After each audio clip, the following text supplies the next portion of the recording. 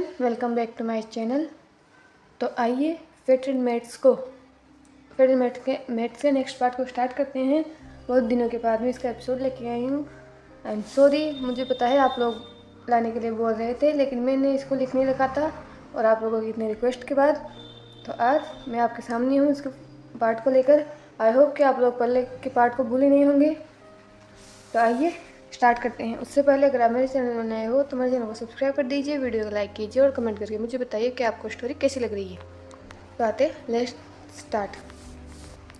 Finally Jiang Cheng और Lan शुचेन की marriage complete हो चुकी थी और बैंक्वेट के बाद सब लोग अपने अपने रिस्पेक्टिव रूम्स में जा चुके थे। न्यूली वेडेड कपल भी अपने रूम में जा चुके थे और वेडिंग नाइट को एंजॉय कर रहे थे। नी सेक्ट और जितने भी छोटे बड़े सेक्ट्स वेडिंग में आए थे वो लोग जा चुके थे और अब लोटस पियर में बस जिन सेक्ट, लैन सेक्ट और जियांग सेक्ट ही था एक रूम में। वो 2 पर्सन दिखाई दे रहे थे। उनमें से एक पर्सन 19 ईयर ओल्ड था। उसने कहा, क्या हमें ये करना चाहिए? मेरा मतलब हमारा प्लान जियांग्स पर हमला करना था, लेकिन हमें नहीं पता था कि लेंस भी यही रुकेंगे। उनके बहुत सारे डिसिपल भी हैं। मुझे कोई फ़र्क नहीं पड़ता मेंग्याओ, ऐसा मौका मुझे फिर नहीं मिलेगा। तुमने वो किया जो मैंने तुमसे करने के लिए कहा था, उसको तैयार रखना। हम दोनों की लाइफ उस पर ही डिपेंड है। अगर वीन को इस बारे में पता चला तो वो हमें ज़िंदा नहीं छोड़ेगा। और एक और बात, क्या तुमने जिश्वान और यालनी को यहाँ से भेज दिया? यालनी को कुछ नहीं होना चाहिए, उसके पेट में जिन्स का हायर है, सेकंड पर्सन ने कहा। मेंग्याओ ने अपनी फेमस स्माइल देते हुए कहा, आप चिंता मत कीजिए फादर, मैंने सब कुछ कर दिया है। जिश्वान और यानली और उनके बच्चे को मैं सही जगह पहुंचा दूंगा, मेंग्याओ ने कहा और उसकी स्माइल और बड़ी हो गई। थोड़ी देर, बस थोड़ी देर और यिनायरन मेरा होगा। इस कल्टीवेशन वर्ल्ड में मैं सबसे पावरफुल होऊंगा। यह बोलकर जिंगोंगशान जोर जोर से हंसने लगता है। वहीं दूसरी तरफ वीन उस बैंक्वेट हॉल से निकलकर किसी के रूम के बाहर खड़ा था। उसने डोर पर नॉक किया, लेकिन किसी ने दरवाज़ा नहीं खोला। वो फिर से नॉक करने वाला था पर उसे डोर की तरफ आते कदमों की आवाज़ सुनाई दी तो वो रुक गया और डोर ओपन होने का वेट करने लगा।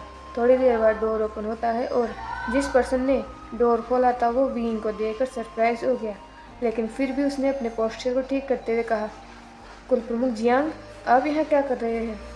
वीन ने ये सुना, पर इसे सुनने के बाद भी उसके फेस पर कोई सरप्राइज नहीं था, क्योंकि वो समझ सकता था कि वांग जी हर्ट था और ज़्यादा तो अभी थोड़ी देर पहले जो उसने देखा उससे ज़्यादा सैड था।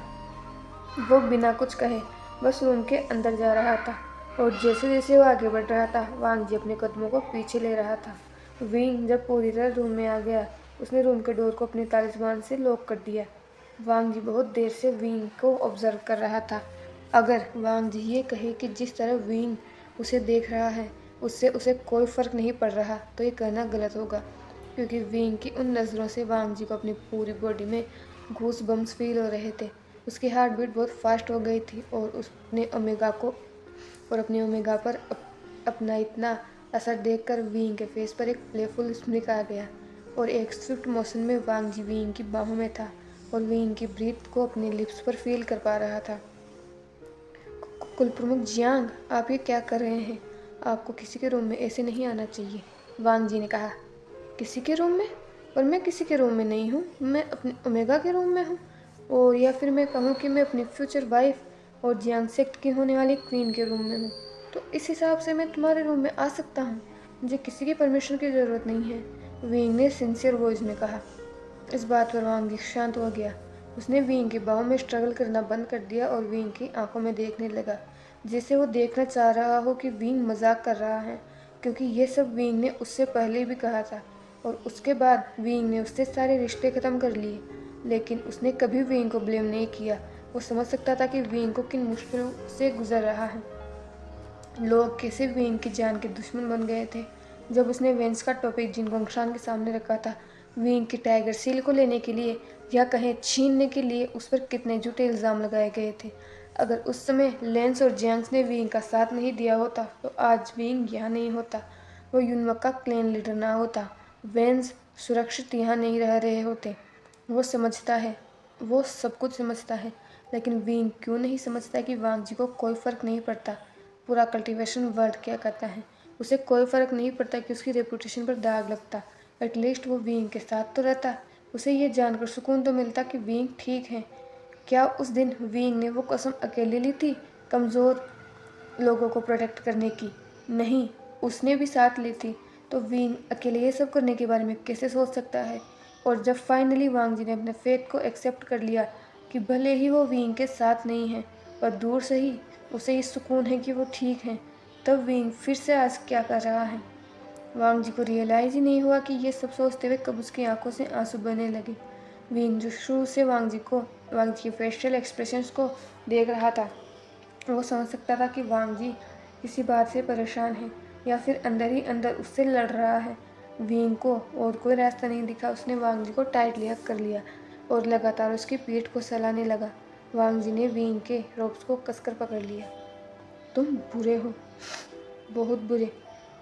जब तुम्हारा मन करता है तुम मुझे छोड़कर चले जाते हो, और जब मैं तुम्हारी जुदाई को सहना सीख लेता हूँ तुम फिर से मेरे पास आ जाते हो।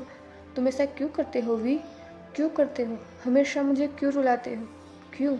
वांग जी ने विंग से रोते हुए कंप्लेन की। इस पर विंग को सैड होना चाहिए, पर विंग इस वक्त हंसना चाहता था क्योंकि वांग जी बहुत क्यूट लग रहा था अपनी रेड नोज और खुले हुए लिप्स के साथ। इस सिचुएशन में विंग को वांग जी को कंसोल करना चाहिए, उसे शांत करना चाहिए, लेकिन वांग जी के फेस को देखकर उसे कुछ और करने का मन कर रहा था। उसका साउथर्न पार्ट हार्ड हो रहा था। वांग जी इस समय बहुत सिडक्टिव लग रहा था विंग की आंखों में।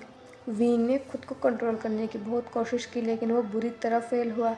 वो वांग जी के ईयर के पास गया और डीपली बट सिडक्टिवली कहा, इतना क्यूट बनना बंद करो लेनार, वरना मैं खुद को कंट्रोल नहीं कर पाऊंगा। ये बोलकर विंग ने वांग जी की ईयरलॉब पर बाइट कर लिया। वी! वांग जी के माउथ से ना चाहते हुए भी मौन निकल गया और उसकी पकड़ विंग की चेस्ट पर टाइट हो गई। विंग और वांग जी एक दूसरे की आंखों में इंटेंसली देख रहे थे। जब विंग की पकड़ वांग जी की वेस्ट पर कस गई और कब उन दोनों के लिप्स इतने क्लोज आ गए कि वो एक दूसरे को टच कर पा रहे थे, उन दोनों को ही नहीं पता चला। अगले ही पल विंग ने अपने लिप्स वांग जी पर प्रेस कर दिए और दोनों एक दूसरे को डीपली और पैशनेटली किस कर रहे थे। दोनों के ही हाथ एक दूसरे की बॉडी पर डेस्परेटली घूम रहे थे। वांग जी के हाथ विंग के बालों में थे। विंग ने अपने एक हाथ से वांग जी की वेस्ट को टाइटली पकड़ रखा था और दूसरे हाथ से वांग जी के चीक को जेंटली पकड़ रखा था। विंग ने वांग जी के लोअर लिप पर बाइट किया, जिससे वांग जी मौन कर गया और अपने माउथ को ओपन कर दिया। विंग ने अपनी टंग को उसके माउथ में एंटर करा दिया और उसके माउथ को एक्सप्लोर करने लगा। विंग किस करते हुए वांग जी को बेड की तरफ पुश कर रहा था और उसके हाथ वांग जी के रोब्स पर काम कर रहे थे। बेड पर पहुंचते पहुंचते वो अपने इनर रूम में था। विंग ने वांग जी को जेंटली बेड पर पुश कर दिया। जब उसे लगा कि वांग जी आउट ऑफ ब्रीथ होने वाला है, वो दोनों कंटिन्यूसली एक दूसरे को देख रहे थे। विंग धीरे धीरे अपने रब्स को ओपन कर रहा था। जल्द ही विंग वांग जी के सामने हाफ नेकेड था। वांग जी विंग की उस मेनली फिगर पर से अपनी नजरें ही नहीं हटा पा रहा था। उसे खुद ही रियलाइज नहीं हुआ कि कब उसने विंग के लिए अपनी बाहें खोल दी और विंग ने भी एक सेकंड भी वेस्ट किए बिना वो वांग जी के ऊपर आ गया और फिर से उसे हार्ड और डीप किस करने लगा। और थोड़ी देर में ही वो दोनों फुल्ली नेकेड थे। उन दोनों की बॉडी से एक दूसरे में इंटेंगल्ड थी। विंग वांग जी को नेक, चेस्ट, बेली, थाइस पर उसे किस कर रहा था, सब कर रहा था, अपने मार्क बना रहा था। वांग जी विंग के नीचे बस मॉर्निंग मैच बन चुका था। उन्होंने अपने रूम में साउंड प्रूफ तालिस्मान का यूज़ किया था, नहीं तो पूरा यूनिवर्स वांग जी की आवाज़ सुन रहा होता। इस बीच विंग ने वांग जी को मार्क कर दिया था। अब से वो बस उसका था और वो वांग जी का। एक इंटेंस राउंड के बाद वो दोनों एक दूसरे की बाहों में थे। उन दोनों ने खुद को क्लीन कर लिया था और रूम में एक कंफर्टिंग साइलेंस था। वो दोनों ही अपनी एक्टिविटी से थक कर सो रहे थे। लगभग मिडनाइट हो चुकी थी। वो दोनों थोड़ी देर पहले ही सोए थे, तभी विंग के कानों में कुछ आवाज़ें गईं। पहले तो उसने इग्नोर किया, लेकिन जब वो आवाज़ें बढ़ने लगी उसने अपनी आंखों को झटके के साथ खोला, क्योंकि कोई डोर पर ज़ोर ज़ोर से नॉक कर रहा था। और या कहें कि वो दरवाज़ा ठोक रहा था। विंग तुरंत बेड से उठा और इस जल्दबाजी में वांग जी की भी नींद खुल गई। वो भी विंग के पीछे गया, लेकिन दरवाज़ा खोलते ही सामने का नज़ारा देखकर दोनों के ही पैरों तले ज़मीन खिसक गई, क्योंकि चारों तरफ बस लाशें ही लाशें थीं और उनके सामने जो पर्सन खड़ा था वो भी एक इंसान नहीं बल्कि पपेट था। विंग को जैसे ही ये रियलाइज़ हुआ, उसने एक हाथ से वांग जी को पीछे किया और एक हाथ से तालिस्मान की मदद से उस पपेट को मारा। वो दोनों अब तुरंत बाहर आ गए, लेकिन चारों तरफ लोग बस चिल्ला रहे थे, रो रहे थे। विंग और वांग जी के कदम एक जगह ही जम गए। ये सब क्या हो रहा है? अभी थोड़ी देर पहले तो सभी लोग हंस रहे थे, खुश थे, तो अब ये सब क्या हो रहा है? वो दोनों अपनी जगह पर ही ऐसे ही खड़े थे जब तक उन्होंने एक चीख नहीं सुनी। हुआन! ये जियांग चेंग की आवाज़ थी। इस आवाज़ को सुनकर दोनों ही अपनी डेज से बाहर आए और तुरंत उस आवाज़ की तरफ भागे, लेकिन जैसे ही दोनों उस रूम में पहुंचे, दोनों के ही कदम लड़खड़ा गए और दोनों के ही मुंह से बस चीख निकल गई, शाओजांग! Jiang Cheng! जिन्होंने दोनों ही उस तरफ भागे जहां दोनों के ही भाइयों की लाशें थी, जिन्होंने एक दूसरे को हक किया हुआ था बहुत टाइटली। मौत के उन पलों में वो दोनों साथ थे। इससे ज़्यादा खुशी की बात उनके लिए क्या होती? क्या नसीब है! उनका आज ही मिलन हुआ और आज ही उनकी मौत लिखी थी। वांग जी और विंग ने उन दोनों को ही हक कर लिया। वांग जी और विंग दोनों के ही माइंड ब्लैंक थे। दोनों को ही कुछ समझ नहीं आ रहा था कि यहाँ चल क्या रहा है। थोड़ी देर पहले तो सब लोग खुश थे, अचानक ये सब क्या हो रहा है? पर तभी वांग जी के दिमाग में कुछ क्लिक हुआ। उसने विंग की तरफ देखा और कहा, विंग, ये यहाँ लीजिए। विंग ने जैसे ही अपनी शिजे का नाम सुना, उसने अपने कांपते हुए हाथों से जियांग चेंग को वापस शिचेन की बाहों में रखा और तुरंत उठकर अपने कदमों के साथ वहाँ से निकल गया। और वांग जी अपने अंकल को ढूंढने के लिए वहाँ से निकल गया। जैसे ही विंग यानी और जिशान के कमरे में पहुँचा, उसकी दुनिया ही जैसे ख़त्म हो गई, क्योंकि यानी और जिशान का शायद नींद में ही खून कर दिया गया था और यानी के स्टमक पर तलवार के वार थे, जैसे उसके वोम पर हमला किया गया हो जानबूझकर। विंग को कुछ समझ नहीं आ रहा था, उसका सिर घूम रहा था। उसकी पूरी फैमिली उसकी आंखों के सामने जा चुकी थी। उसके पास उसके सिबलिंग्स ही तो थे जीने के लिए, और वो भी आज यहाँ थे। उसे कुछ समझ नहीं आ रहा था ये किसने किया, क्योंकि आसपास कोई भी नहीं दिख रहा था। बट विंग तुरंत रूम से बाहर आया और उसने चारों तरफ देखा। वो पपेट्स देख सकता था। उन पपेट्स के अंदर से ब्लैक एनर्जी एमिट हो रही थी और वो पपेट्स विंग ने कुछ चेक करने के लिए अपनी बांसुरी को बजाना स्टार्ट किया। और जैसे जैसे वो बांसुरी बज रही थी, उन पपेट्स पर असर हो रहा था। वो पपेट्स मर रहे थे, जल रहे थे। वो अपनी जगह पर ही खड़े खड़े जलकर एशेस बन रहे थे। विंग को जब ये कन्फर्म हो गया तो उसने तुरंत वहाँ से खुद डिसअपीयर हो गया। इस बात से अनजान की दो आंखें उसे देख रही थी। वहीं दूसरी तरफ वांग जी तुरंत अपने अंकल के रूम में पहुंचा। उसके अंकल ज़मीन पर थे। उनका हाथ उनके हार्ट पर था। उनके माउथ से ब्लड आ रहा था। वांग जी ने तुरंत अपने अंकल को संभाला। उसके अंकल जिंदा थे। वांग जी ने अपने अंकल को पकड़ा और कहा, शुफू, ये सब कैसे हुआ? किसने किया ये? लेकिन वांग जी के अंकल कुछ जवाब देने की हालत में ही नहीं थे। उन्होंने बस साव शिचेन के बारे में पूछा और वांग जी ने बस अपना सिर ना में हिला दिया। उसकी आंखों से आंसू बह गए। उसे अभी तक यकीन नहीं हो रहा था कि उसके बड़े भाई उसे छोड़कर जा चुके हैं। वो उसके लिए उसके फादर की तरह थे और आज अपनी आंखों के सामने अपने ब्रदर की लाश देखकर वांग जी की दुनिया ही जैसे ख़त्म हो गई हो। वांग जी ने अपने अंकल को वहाँ से एक सेफ जगह पर रखा और कुछ उसके दिमाग में क्लिक हुआ और वो तुरंत वहाँ से अपने अंकल के रूम से कहीं के लिए भागा।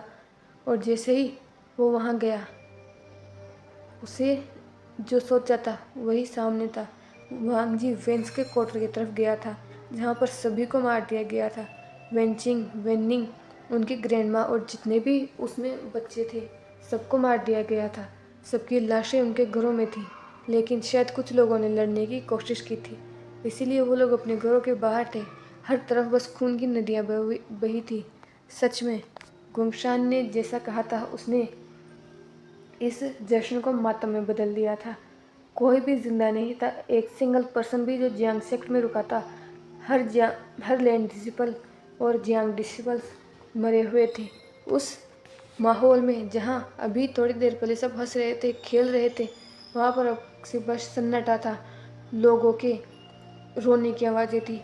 जो वहीं दूसरी तरफ विंग एक केव में पहुंच चुका था। विंग बहुत वीक हो चुका था। वो बहुत देर से अपनी डार्क एनर्जी का यूज़ कर रहा था।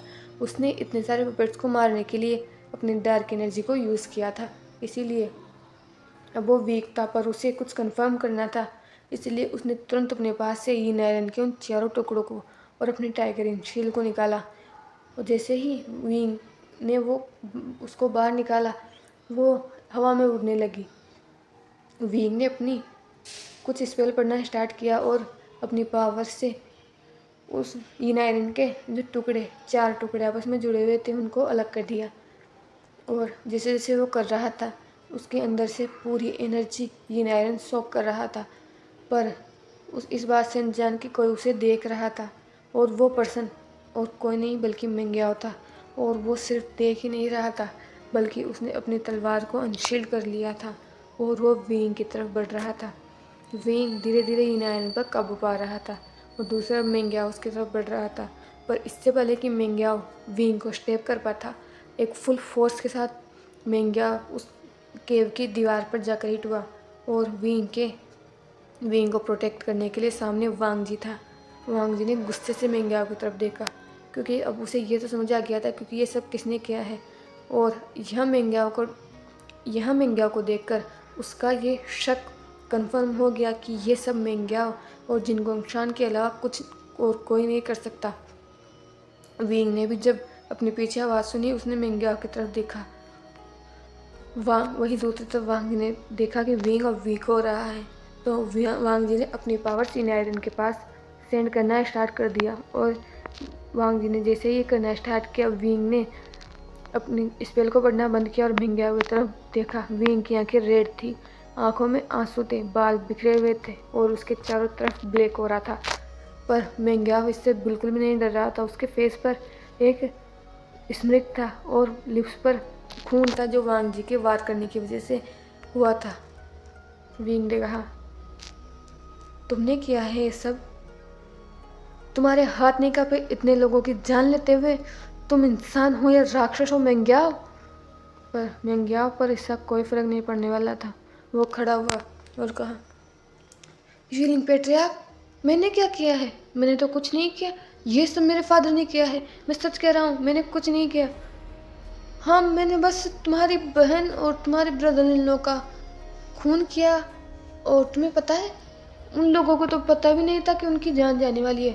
पर तुम्हें पता है, मेरे फादर ने मुझसे कहा था कि मैं उनके बिलव्ड सन और डॉटर इन लोगों को यहाँ से निकाल दूँ। पर उन्हें क्या लगा मैं सच में निकाल दूँगा? और मैं निकालूँ क्यों? ताकि तुम्हारी बहन के पेट में जो बच्चा पल रहा है, आगे जाकर वो जिन्स का हेir बने। तो फिर मेरा क्या होता? ये बोलकर मिंग्याओ की टोन तुरंत वापस चेंज हुई। उसने कहा, और तुम्हें पता है, मेरे बाप ने तुम्हारे ब्रदर और वांग जी के ब्रदर को मारने के लिए भी कहा था।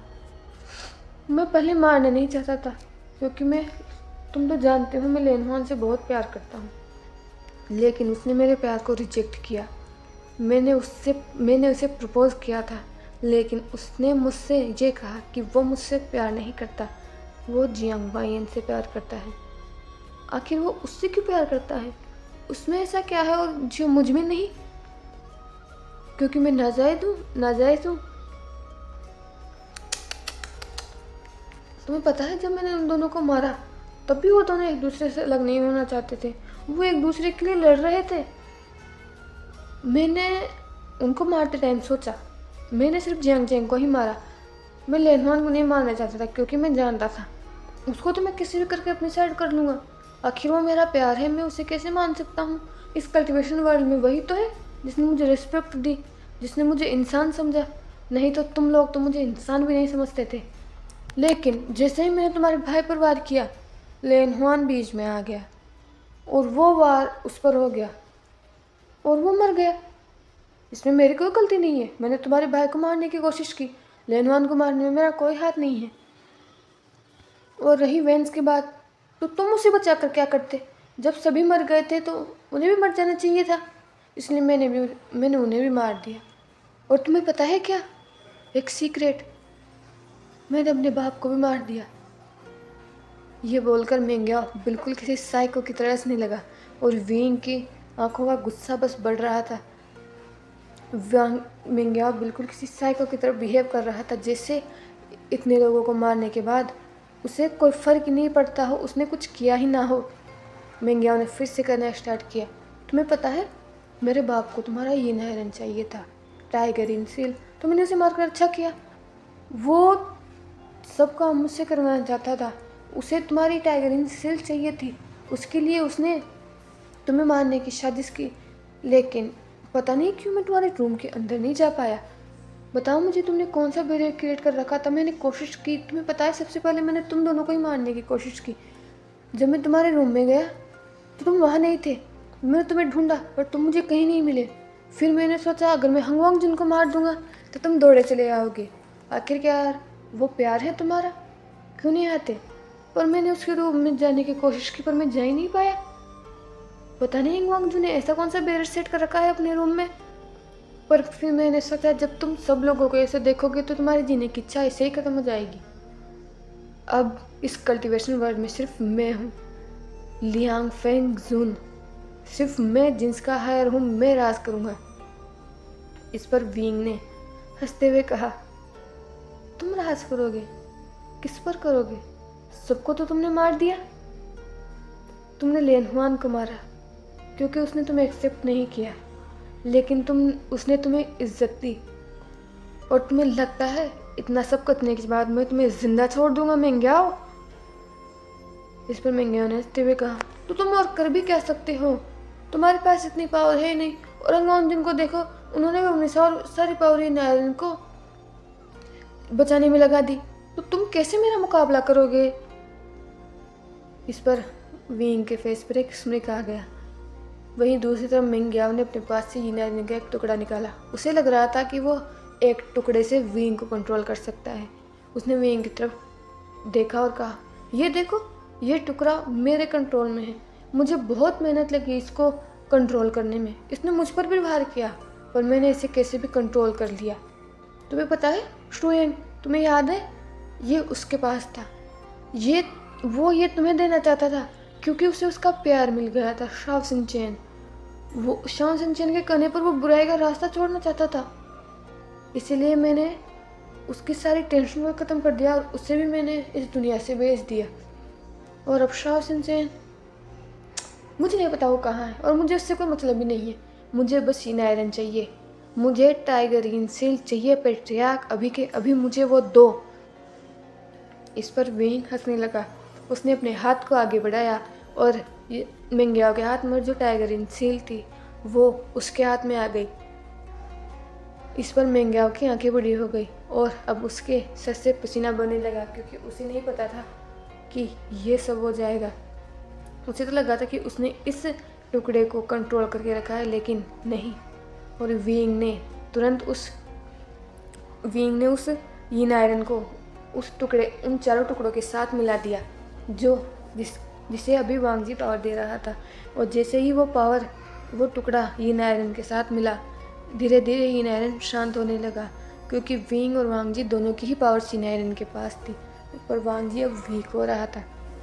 उसने पहले ही अपनी बहुत सारी स्पिरिचुअल पावर अपने अंकल को दी थी क्योंकि उसके अंकल की स्पिरिचुअल एनर्जी बहुत कम रह गई थी। और अब जब वो यीन आयरन को भी ये एनर्जी दे रहा है, वो बहुत वीक हो चुका था। विंग ने जब ये देखा तो उसने मेंग्याओ को इग्नोर किया क्योंकि वो जानता है अभी यीन आयरन ज़्यादा इम्पोर्टेंट है। उसने अपनी पूरी ताकत लगा दी। उसके पास ब्लैक कोर थी, उस ब्लैक कोर में जितनी भी ताकत थी विंग ने वो सारी ताकत लगा दी। और यीन आयरन पर अब 2 सर्कल बनने लगे थे। पहला सर्कल ब्लैक एनर्जी का था जो यीन आयरन की उस ताकत को कंट्रोल कर रहा था, उस नफरत को कंट्रोल कर रहा था। और ऊपर वांगजी की वो पावर, प्योर एनर्जी उसको शील्ड कर रही थी, जिससे फ्यूचर में कोई भी उसको बुराई के लिए काम ना ले सके। पर उसमें उन दोनों की पावर जा रही थी और वांगजी लगभग अब गिरने की कगार पर था। पर पावर देते देते ही वांग जी नजर मेंग्याओ पर गई, जिसने विंग पर वार कर ही दिया था। लेकिन तुरंत वांग जी ने विंग को वहां से धक्का दिया और वो आगे था और मेंग्याओ की वो स्वॉर्ड वांग जी के हार्ट के आर पार हो गई थी। वांग जी उसके बाद खड़ा ही नहीं रह सका, वो बस जमीन पर गिर गया और मेंग्याओ ने अपनी स्वॉर्ड निकाल ली। विंग ने जब ये देखा, लास्ट पर्सन जिस उसकी जीने की लास्ट होप उसे छोड़कर जा रही थी, उसने तुरंत वांग जी को थाम लिया। लेकिन वांग जी की सांसें अब बहुत ज़्यादा उखड़ने लगी थी। वांग जी ने विंग ने मेंग्याओ की तरफ देखा, जिसके चेहरे पर एक स्मृति था। उसने कहा, जैसे मैंने अपना प्यार खो दिया, वैसे अब तुमने भी अपना प्यार खो दिया पेट्रिया। अब हम दोनों भी बराबर हो गए। वैसे भी हम दोनों बराबर ही तो हैं। तुम भी तो जिन गुंशान के नजायज बेटे ही हो। तुम्हें नहीं पता पर सभी लोग तो यही कहते हैं। तुम भले ही कितने बड़े कल्टीवेटर बन जाओ, ये कल्टीवेशन वर्ल्ड कभी भी हम जैसे लोगों को रेस्पेक्ट दे ही नहीं सकता, क्योंकि मैं पर इससे आगे मेंग्याओ कुछ कह नहीं पाया, क्योंकि विंग ने अपनी बची कुची पूरी एनर्जी के साथ मेंग्याओ पर अटैक किया और अगले ही पल मेंग्याओ के शरीर के चितड़े चितड़े उठ चुके थे। मेंग्याओ का शरीर ब्लास्ट हो चुका था। वहीं दूसरी तरफ वांग जी ने विंग के चीख पर अपना वो हाथ रखा जो खून से सना हुआ था। उसने विंग की तरफ देखा और कहा, एल्फा, मैं तुमसे बहुत प्यार करता हूँ। प्लीज़ नेक्स्ट लाइफ में बस मैं रही हो ना। मुझे इतना इंतज़ार मत करवाना अल्फा। ये बोलकर वांग जी के हाथ लाइफलेसली ज़मीन पर गिर गए और विंग बहुत ज़ोर से चिल्लाया, इतनी ज़ोर से कि वो केव तक कांप गई। उसने वांग जी को टाइटली कर लिया और कहा, नहीं लेना, तुम मुझे छोड़कर नहीं जा सकते। मैं तुम्हारे बिना जी कर क्या करूँगा। वैसे भी अब मेरे लिए यहाँ कोई नहीं बचा है। अगर तुम नहीं हो तो मेरे जीने का भी कोई फ़ायदा नहीं है। यह बोलकर विंग ने ये नायरिन की तरफ देखा और उसने अपने पास से एक तालिस्मान निकाला और उसे जलाया। और जैसे ही उसने ये किया, उस तालिस्मान को एक्टिवेट किया, दो फिगर उसके सामने थे। विंग ने उनकी तरफ देखा और कहा, जब तक नेक्स्ट लाइफ में मैं वापस नहीं आ जाता, तब तक इसकी जिम्मेदारी आप दोनों की है। आप इसे प्रोटेक्ट करेंगी किसी भी हालत में। ये बोलकर विंग ने वांग जी की बीचिंग को लिया और अपने हार्ट में स्टेप कर लिया। और वहीं इन दोनों लवर्स की स्टोरी एंड हो गई, जिसे पूरा कल्टीवेशन वर्ल्ड याद रखेगा। उसके बाद क्या हुआ ये हम जानेंगे नेक्स्ट पार्ट में। तब तक के लिए थैंक यू फॉर वॉचिंग।